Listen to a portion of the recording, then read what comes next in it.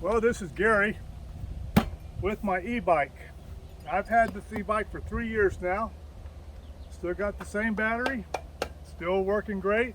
I did replace my seat with a shock seat. How is that doing for you? Which helps take some of the cushion off the old bum. A little up and down bouncing. Does it work? It works. It works well. Other than that, I've had no issues with this bike. It has not broken down on me. Not had a flat tire. I can't say anything bad about this bike. Now this is the, I believe it's the 1.0.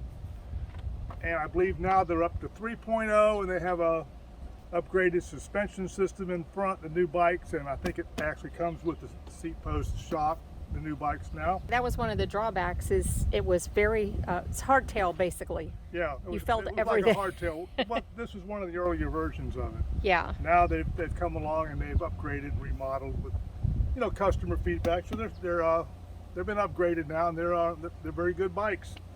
I still like the fact that it folds in half. It weighs about 60 pounds. I can throw it in the back of my Acura, my hatch. I want to put my e-bike into there. First thing I did was I took my seat out. I put it up in the hatch up there. You don't have to do that. You can just lower it down and it works just fine. And I'm going to lower my handlebars. There.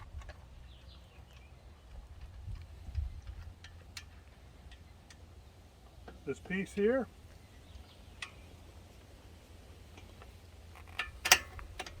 unstep, lower down. Ta-da! And here, slide to open, and maybe on the wrong side for this, which I am. Open it up and pull, and it releases, and then you fold it. Put the kickstand up,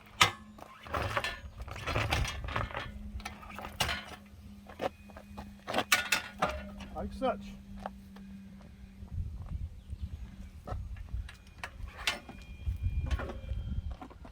One thing you can do if you choose, you can put like a bungee cord around these two tires to hold them together while you lift it in. You don't have to, but you can. You just lift it in.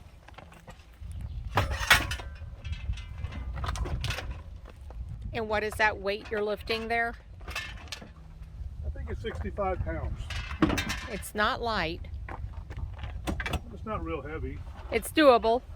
And there we go. It's all tucked away. Carry it around with me, then snap it together and get on the road with it. So I've ridden it. I've used it for fishing. I put a tackle box back here, and the back here, the fishing rods on it, and I've rode it on paved trails. I've rode it on not paved trails with roots, and it really doesn't like sugar sand, but I don't know any bike that does. And it doesn't like a lot of slick mud. It wants to do the fishtail thing, which is, I think that's normal for about any bike. Wouldn't blame that on e-bikes for doing that. And I'm glad I got it. It allows me the opportunity to go bike riding with my wife, you know, on some of the trails, which is what we just did. We just came back. So that's just a little update on my e-bike, which is now, like I said, 3 years old and still working like the day it came out of the box. So if you do want to check out what I got this bike 3 years ago, we're going to put a link in the video up there, here or there, and you can see the unboxing of the e-bike, and you can see my first ride on it where I hit flower pots in a fence and all that other kind of stuff. It was a little bit amusing to some people, maybe not the person riding the bike, but anyway, check out that video. So let me know if you guys got e-bikes, what brand you have. Do you have the LECTRIC? We got the LECTRIC brand. There's a lot of different brands out there. And if you do, let me know how your bike is doing and how well you get along with it. So, this is Gary, and Sharon's holding the camera, doing a short clip on e-bike. Take care.